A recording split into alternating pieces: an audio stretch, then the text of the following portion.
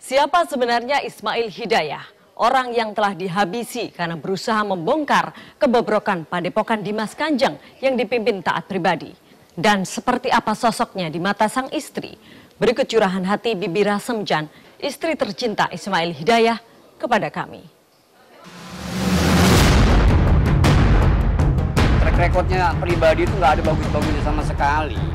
KUT itu bermasalah. Di Amalila juga dia bermasalah.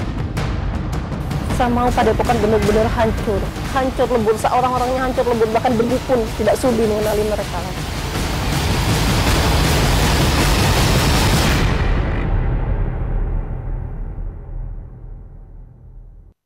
Bismillahirrahmanirrahim. La haula wa la quwata illa billahil aliyyil azim. Assalamualaikum. Album ini diniatkan sebagai sebuah persembahan untuk Mas Kanjeng taat pribadi, untuk Nyajing Rahmah Hidayati. Beliau berdua adalah ruh yang semangat serta harapan kita ada dalam doa-doa beliau. Juga diniatkan sebagai ajang silaturahmi antar santri-santri di Republik ini maupun santri-santri yang ada di mancanegara. Juga album ini dimaksudkan sebagai sebuah jawaban atas cinta, kesetiaan, pengabdian, perjuangan, juga jawaban atas sentimen negatif, atas syubhat, atas fitnah keji yang segelintir orang bodoh nisbatkan kepada kita. Ismail Hidayah, lelaki ini merupakan salah satu orang yang membesarkan Padepokan Dimas Kanjeng. Jabatannya di Padepokan sebagai Sultan bertugas mengumpulkan uang mahar para pengikut Padepokan untuk selanjutnya disetor kepada taat pribadi selaku pemimpin Padepokan.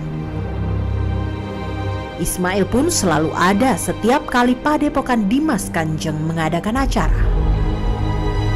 Seiring berjalannya waktu, Ismail akhirnya hengkang lantaran tahu banyak soal kebobrokan taat pribadi. Ia pun berniat melaporkannya ke aparat kepolisian.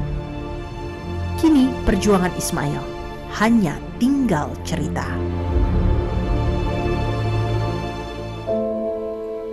Sang istri, Bibi Rasemjan, kini menanggung segala konsekuensi niat baik Ismail.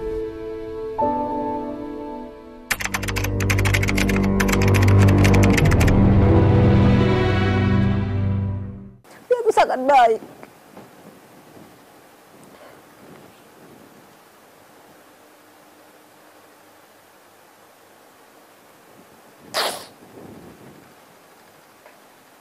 Sampai bisa tanya teman sekolahnya.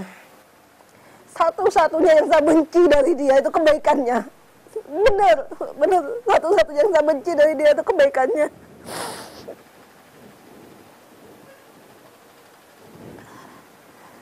Saya dan anak-anak ini keluarga inti dia.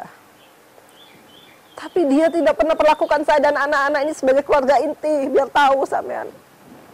Saya kadang protes ke dia. Kau ini kalau sakit apa Padepokan yang ngerumat kau? Apa kalau kau sakit apa orang-orang yang ngerumat kau? Aku yang ngerumat. Kalau ada apa-apa sama kau, aku yang susah. Bukan orang lain. Selalu saya bilang sama dia. Tapi dia selalu tenangkan saya. Hidup kita ini sebentar, Neng. Kau tahu aku. Besok kalau aku mati, Allah nanya untuk apa hidupku, aku mau jawab apa? Cuma jaga kamu. Kita hidup bukan untuk itu, Bu.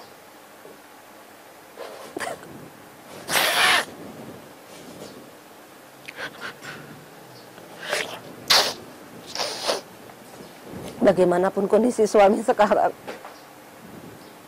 dia hidup atau dia sudah wafat, siapapun penyebab semua ini, dia harus terima akibatnya. Bukan cuma penghilangan suami, bukan cuma penculikannya, bukan cuma penyiksaannya, bahkan penghilangannya.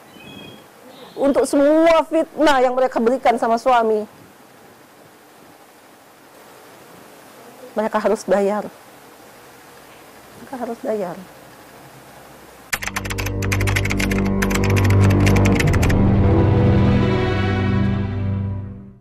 Kalau tidak salah ingat ya, September 2010 kurang lebihnya. Saat itu santrinya bisa dihitung. Suami saya ini memang dari dulunya itu dia suka barang mistik.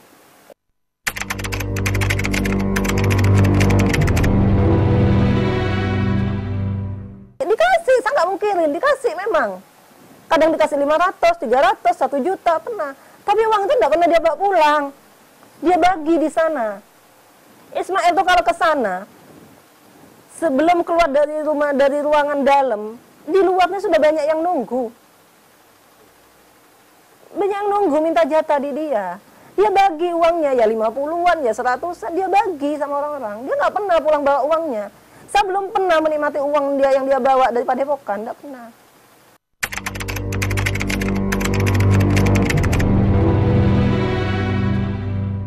Uang santri yang mana? Buktikan sama saya kalau memang ada uang santri yang ikut di kami.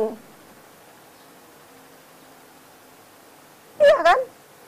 Buktikan, jangan cuma omong tok. Kalau saya, apa yang saya omongkan, saya berani tanggung jawab, saya ada bukti.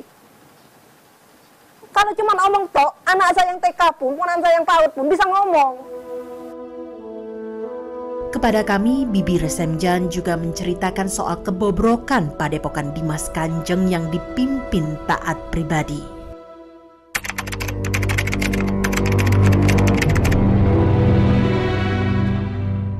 Saya dulu mengenal dia itu orang baik. Dulu dia orang baik. Saat kondisi masih tidak punya, dia itu orang baik.